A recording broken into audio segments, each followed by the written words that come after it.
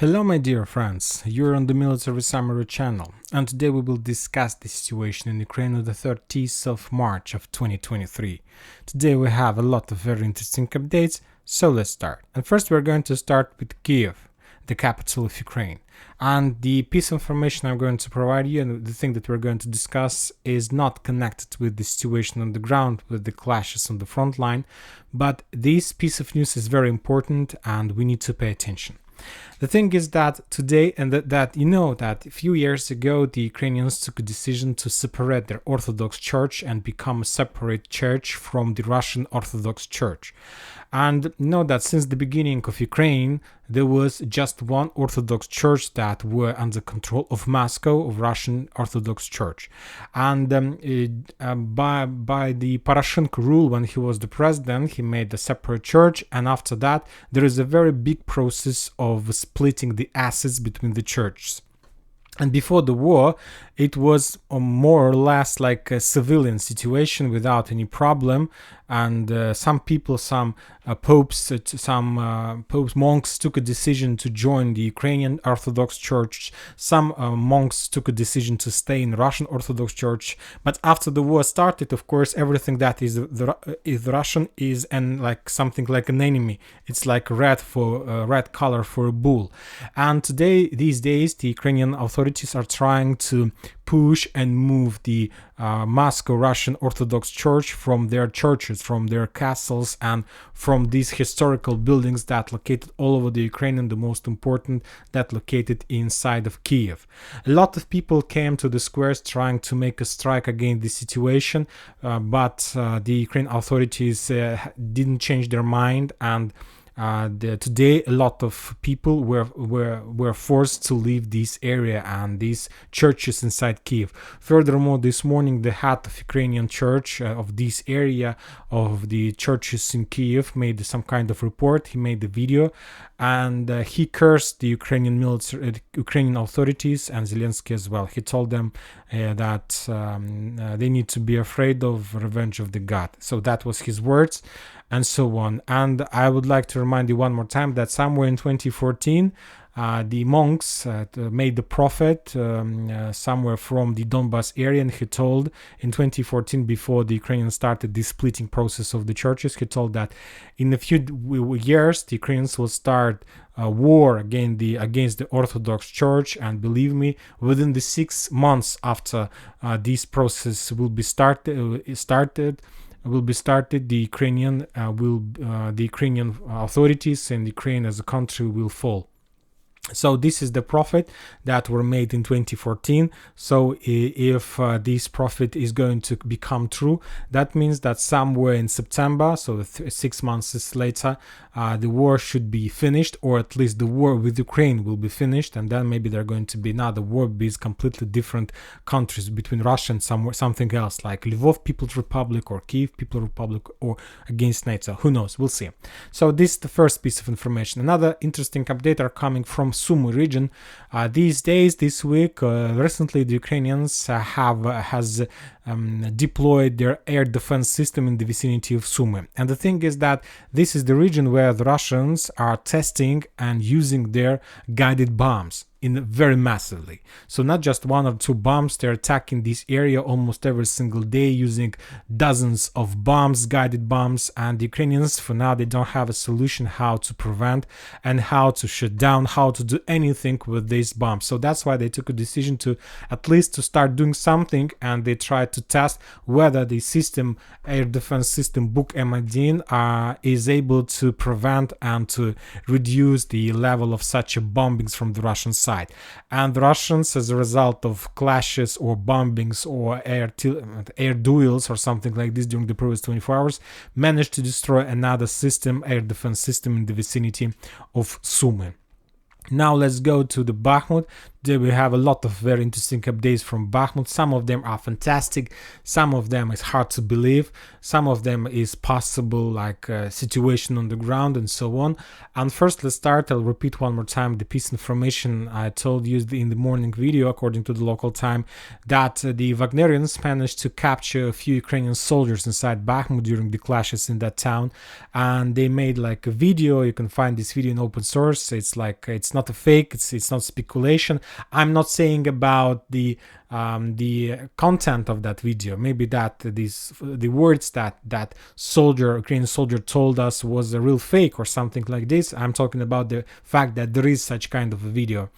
And the Wagnerians asked this soldier what is the situation inside Bakhmut, what kind of problems and so on, and that person told us that Bakhmut is completely cut from the mainland and it is very difficult to use supply roads to connect to support Bakhmut. As you can see on this layout of map, we see that there are just two roads. This black one on the south, this road, and the second one from Chasiv Yar to Bakhmut, and this is the only possible way how the Ukrainians can support Bakhmut. And there are a lot of local roads, but they were poor quality, and the weather today these days is very bad, and the quality of the road became poor one more time.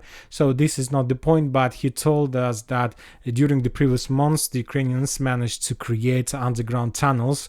There were a lot of tunnels on the ground, because this is industrial area, and in the Soviet times there were a lot of coal mines, salt mines and so on. So that's why there are a lot of underground roads and so on. So I believe that Ukrainians during the previous months is during to connect all those roads, and now they have possibility to have at least some level of support, to support some level of support of Bakhmut these days. And this is the reason why the Ukrainians are still inside of Bakhmut and they're not give up. Furthermore, I believe that not many people knows about this information, or maybe it's some kind of fake, because I think that the Russians from their side, they don't know exactly the entrance of this road, where is the exit and where is the entrance of this road. Because if they knew this information, I believe that within the next few hours, as soon as they got this information, they would attack the entrance and the exit of these roads with the Jagger or with the Kinzhal missiles. And one more thing about Jagger and Kinzhal missiles. Today the Western sources started publishing information about if the situation with the Jagger Russian Kinzhal attack against the NATO headquarters somewhere in the territory of Ukraine. If you remember, a few days ago we discussed that the NATO command headquarters was created and made operation the territory of Russian Federation when there were free Russian regiment crossed the border, and as a result of that border they made a lot of mass on the territory of Russian Federation. And later the Russians made their revenge operation, and they using the Jagger attack, using the Jagger missile, they attacked NATO headquarters.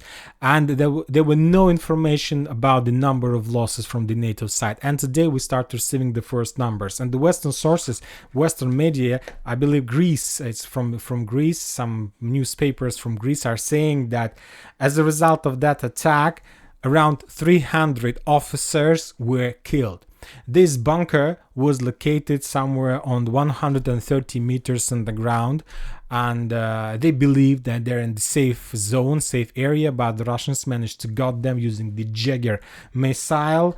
And the Greece press are saying that 300 people were killed. They're still under the ruins, and they're saying that mostly they were citizens of United Kingdom and Poland. Also, they're adding that there was some number officers of the United States of America and some Ukrainian forces as well, some like service people who helps the NATO force bring them coffee or something like this, I believe so. So 300 officers, NATO officers or something like this, were killed during that revenge mission. Now let's return back to Bakhmut. Today the Wagnerians reported and provided very interesting numbers. As we see the level of losses, the fights inside Bakhmut has been the level of attacks and level there is some kind of intensification of clashes inside of Bakhmut. For example, example, Minister of Defense of Russian Federation reported that as a result of clashes during the previous 24 hours on the Donetsk front line, and Donetsk front line includes Avdiivka and Bakhmut as well, where around 340 soldiers, 21 armored vehicles including 2 tanks and 3 artillery systems, Grad, D-20 and D-30 howitzers. And these numbers includes the loss of Ukrainians all over the Donetsk front line, but without Bakhmut. And today we received the first numbers of Ukrainian losses from Bakhmut. That piece of information was provided by the Russian sources, so it's up to you to believe or not. But the Russians are saying that every single day the Ukrainians losing around 230 from 230 soldiers to 240 soldiers. So this is the numbers of losses. Furthermore, the Russians are saying that Ukrainians loses around 150/170 soldiers who has a very difficult, who's very badly wounded, so they are not able to continue the clashes and they needed to be evacuated, or they're dying somewhere between the ruins of Bakhmut because of absence of possibility to evacuate them. Furthermore, the Russians are saying that almost every single day from 35 to 50 soldiers are missing.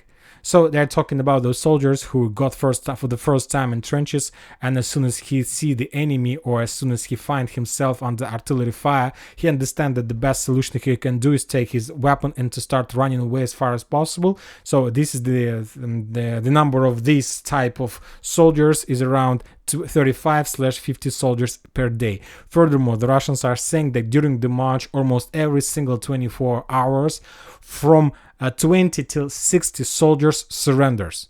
So imagine yourself, and when the Russians collected all these numbers, we received that almost every single day the Ukrainians in Bakhmut loses around 1,000 soldiers. 1 battalion per day. So when talking about the months, it's around 30 battalions per month, and when talking about brigades, it's around 7-8 brigades. So we know that currently the Ukrainians are trying to create another 10 brigades, so I believe that during the clashes in Bakhmut, the Ukrainians lost maybe 20 or 30 brigades since the beginning of December. Furthermore, if you remember the words of Prigozhin, this man of word, he told us that yes, the battle for Bakhmut, that Wagnerians were not defeated, they received a lot of damage, and they were pretty damaged during the battle for Bakhmut. Prigozhin, the head of Wagner's, spoke about his forces, but he also added that the Ukrainian army was completely destroyed in the vicinity of Bakhmut.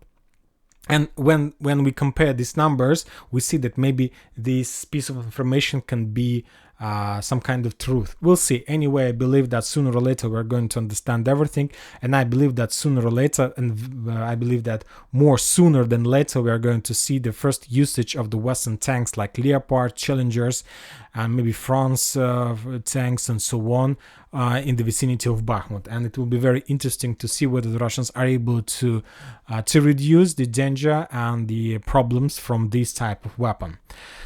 Now let's move further and let's talk about the last piece of information that is completely connected with special operation, but not about the situation on the ground. As you know, today the Russians reported that they managed to capture a spy. He was working with the Wall Street Journal, and he was a journalist, and he was captured on the territory of Russian Federation. There is like an icon above Moscow about that, and the Russians, and after that the Blinken, the authority, United States authority, a very high level serviceman, reported and asked everybody who has states citizens of United States of America to leave and evacuate from Moscow immediately. Later, the White House changed the words, or at least they took a decision to correct, and they told that there is no need to for everybody to evacuate, but they just ask people, civilians of states on the territory of Russian Federation, to be careful. So this is about the situation that tightly connected with the special operation, but not about the situation on the ground. And now let's talk about the situation on the ground. First, before we start, I would like to say that there are no changes on the ground, just very heavy clashes. The Ukrainians still have reserves. They are sending more and more forces all over the front line. They're losing a lot of soldiers every day. So let's start. When talking about Kupiansk front line, the Russians are saying that they managed to destroy a few commandos groups that Ukrainians sent to discover and to check the Russian defense orders in this small salient. They were spotted and destroyed by the Russians. As a result of that operation, the Ukraine lost 50 soldiers. When talking about the Lyman front line, the Russians continued their offensive operation, and there were few promotions in this area. First, the Russians were trying to develop their bridgehead in the vicinity of Dubrovo in direction of the forest. They published a video of offensive operation inside the forest. They were showing some kind of like storm operation with their forces, not with a very big group, just a small 12, 20 soldiers, but as a result of that attack, the Ukrainians lost another checkpoint in this area. Furthermore, there are very heavy clashes continues inside the Serebrenko forest. The Russians are very slowly there because it can't be any other way. It's a forest completely mined, completely totally mined with mines. There are a lot of traps, a lot of problem places and so on. So the Russians are very slow there, but they're pushing, and as a result of clashes on Lyman front line, the Ukrainians lost 130 soldiers and 2 armored vehicles, 2 artillery systems. There are no changes on the line between Nevskaya and Tarskoye. A few days ago there was a report that the Russians managed to get the outskirts of these towns, but we see that for now there are no more progress on the ground. When talking about Bakhmut, as we discussed the situation about the losses, the situation about the roads, furthermore the Russians published another video confirmation of another destroyed convoy that were heading from Chasov Yar to Bakhmut. As a result of that attack, convoy was destroyed. When talking about the Bakhmut itself, there are very heavy clashes on the south part of Bakhmut, and the Russians are pushing or continue storming the Bakhmut town hall. But today I mentioned one important thing. If you take a look at any single map, for example, even if you change the layout of this map, there is a river inside of Bakhmut that very difficult to see, and for example the Western sources map doesn't show this river at all inside Bakhmut, no matter that we use the zoom in this area, and we can find this river inside of Bakhmut using the deployment map. And as you can see, the Russians established their position on the south, right along this river on the south. So this is some kind of, so we can say that they have completed the first step of the storming of the central part. They pushed the Ukrainians on the north side of this channel inside the Bakhmut, and now they will try to develop further in the central part and to develop their bridgehead from the north by taking the entire industrial zone. There are still very heavy clashes on the north part of Bakhmut inside the industrial zone. There are also a lot of levels. There are up to 300 or up to 400 meters on the ground of facilities, and the Russians are saying that there are still Ukrainians on the ground, and also they are saying today, at least there was a piece of information, that as a result of these clashes along this industrial zone, the Russians managed to block up to 500 Ukrainian soldiers in one of these industrial buildings. Very difficult to determine where exactly, but this is the piece of information we received today from the Russian source. I believe that tomorrow we are going to receive some the results of that story, and of course the results are going to be very bad. As we discussed in the beginning of this video, just from 20 till 60 soldiers per day surrenders, and the rest of Ukrainians or are killed or are wounded, and as a result of these wounds they are not able to continue the clashes and this operation at all. Now let's go to Avdiivka. There are also no changes. That the only update that we received is that the Ministry of Defense report about the very heavy level of losses from the Ukrainian side. 340 soldiers per day, and yesterday the Ukraine lost 310 soldiers. The day before yesterday the Ukrainians lost 240 soldiers, and all these losses are coming mainly from Avdiivka frontline and from Marinka frontline, where the Russians activated one more time and trying to push the Ukrainians. Furthermore, as you can see, the Russian source map has been updated. Now they show that they controls these trenches in this between these forest lines right in front of Tonyinka and Severna. I believe that soon they are going to start the offensive operation. First they need to suppress the Ukrainian artillery system, to push this artillery system as far as possible, to destroy the shell ammo depots of artillery, and after that they will be able to create some kind of secure way for these stormtroopers, and they will cross these few hundred meters, and they will establish the control over the real fortifications, over the real base that they will be able to use to develop their bridgehead to the north and to complete the encirclement operation of Avdiivka. When talking about Marinka, there are very heavy clashes inside of this town again. Almost every single week we receive a piece of information that the Russians managed to clear the central part, but the next week we receive this piece of information one more time. And furthermore, today the Russians confirmed that Ukrainians made another attempt of counteroffensive operation. So it's not just that the Russians are able to push and to take block by block. Furthermore, we see that the Ukrainians still have possibilities to make counteroffensive operation, and that means that they're not just thinking that they need to do this. They think that they are able to achieve a success, because if you understand that this is like suicide operation, I don't think that anybody are going to send forces for these purposes, but maybe Ukrainians can do this, who knows.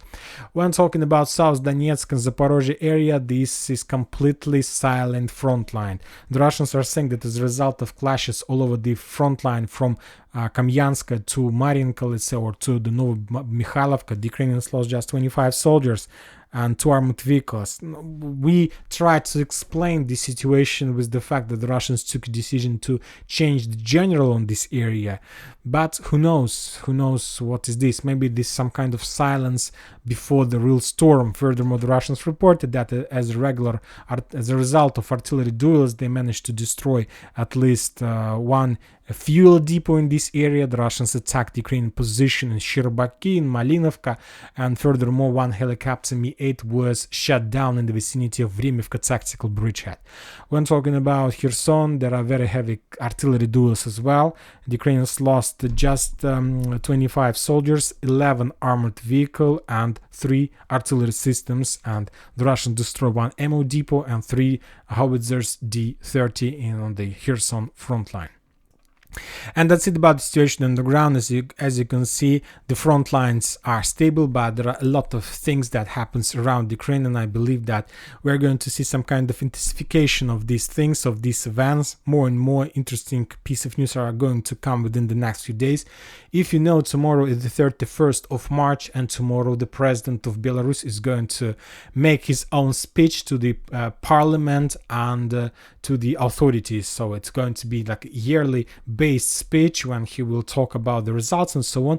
But we understand that he took a decision to make this event right exactly after the president of Russian Federation, Putin, took a decision or announced about the fact that the Russians are going to deploy nuclear weapon on the territory of Belarus. So I believe that tomorrow we are going to see and hear a lot of very interesting updates from the president of Belarus. As we know, there are going to be a very interesting event in the United Nations organization when the Western countries are going to make their own meeting, and of course they will discuss this situation as well. So, and that's it for today. Military Summary channel reminds you, we condemn any violence in Ukraine. Thank you for your watching. Subscribe to my channel, put your likes, join my Patreon, and have a good day. Bye bye.